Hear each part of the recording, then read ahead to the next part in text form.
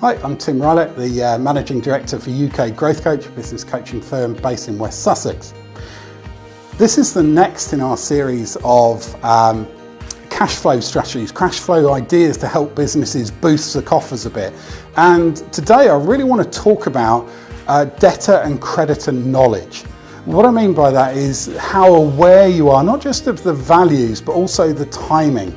So what is the average debtor day that you have? In other words, on what day after payment was due, is it that actually you're receiving money from your clients? Is it on day zero, they're paying on time, or is it +1 or +30 or +90? How much of the money that is outstanding to you is within 7 days, 30 days, 60 days, 90 days from when it should be?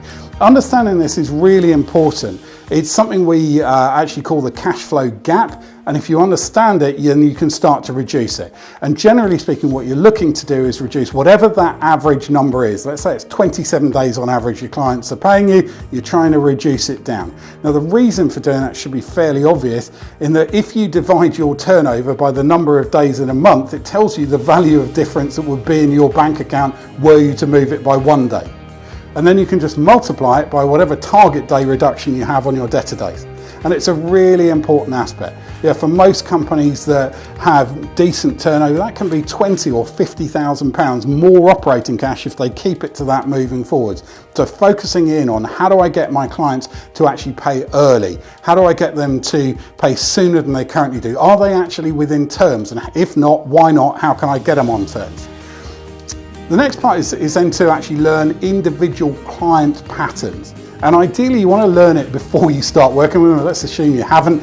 When do their payment runs happen? Often the excuse you get from an accounts department is, look, I understand you've got 7-day terms or whatever, but actually our payment runs are once a month and they happen on the 28th of each month.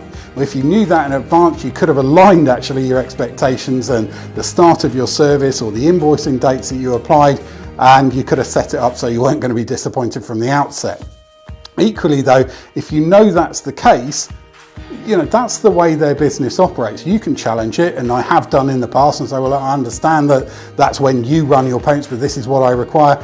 Very rarely do you win that argument. More often than not, you're better to have that conversation and say, that's fine. So it's 60 days from date of invoice, that's fine.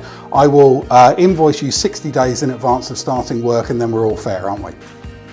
That's how it works. It's not automatic credit. I'm not your bank. If we're going to work to those terms, that's fine. It just means the work starts in 2 months. And these are the negotiation points and how you do it. Obviously, there's always a little bit of who carries the strength in the argument. Sometimes you'll take the hit, sometimes you won't. But if you understand it in advance, at least you get choice.